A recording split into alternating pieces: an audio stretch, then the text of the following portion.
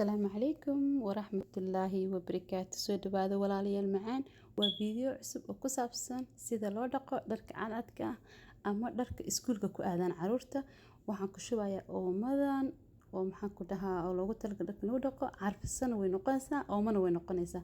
iyo oomadan dharka caadadka loogu talagalay finish al dhahaa.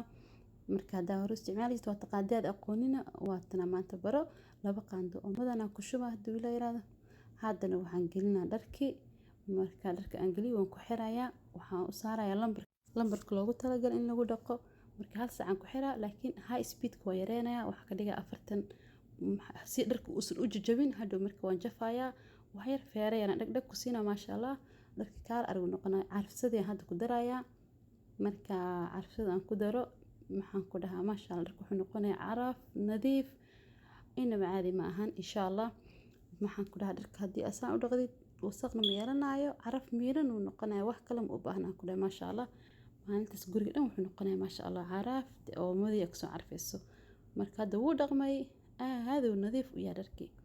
marka haddana waa warwareena insha Allah. daawasho wanaagsan. waxaa warwaraa aniga wiilkayga riski ah aad u jecel inuu caawiyo. maasha Allah, ilaahay noo daayo ubadka inta haysan ilaahay ha siiyo.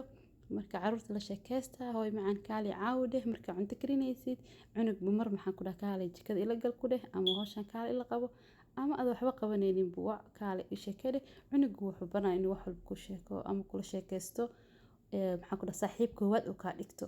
marka insha Allah marka inta ugu soo baxno sheekadeena caruurta ku saabsaneed. marka dharka markuu gudaha ku jiro dhinaca kale u rog si uu u dhaqmo. maxnaha qofku markuu diido dharka wuxuu wasaq ka noqdaa gudaha mar walba. marka banaanka soo saartay wuu dhaqmayaa. marka asagoo maasha Allah uu ka soo baxay. hadda dhinaca kale uga diyay. marka dharkeena xagga uga soo baxno cashadii qaybtii oo maxaan ku dhahaa u soo gudubno waa chicken marinate. chickenka maxaan ku dhahaa wax la mariyay oo fridge kala geliyay. maasha Allah 3 saac 4 saac haddii uu fridge ku jiro caadi ma ahan. maasha Allah, waxaan ku dareynaa maanta baasto aan ku cuneynaa hadii la yiraahdo. waa casho aan caadi ahayn oo macaan ah, caafimaadkan u fiican. qajaar ama wax sa u taqaan markaas aan geeska ka saaray. maxaan ku dhahaa waxaan ku daray hadda farmaajo ama cheese u taqaanid.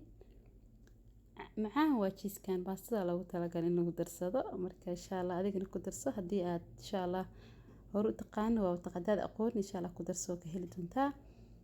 marka magaceeda kaas hadii aad haysan meesha ka qoro.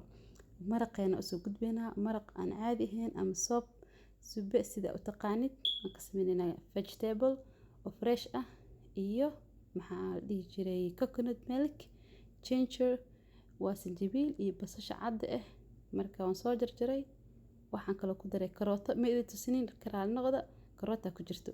chickenki waa kaasaa isagoo maasha Allah kala dhan caadi ku soo baxay iyo maraqeena aan soo shiiday. casho waa ka dhigi kartaa, qado waa ka dhigi kartaa, wax alla waxa jecesha wax u diidaa ma lahan.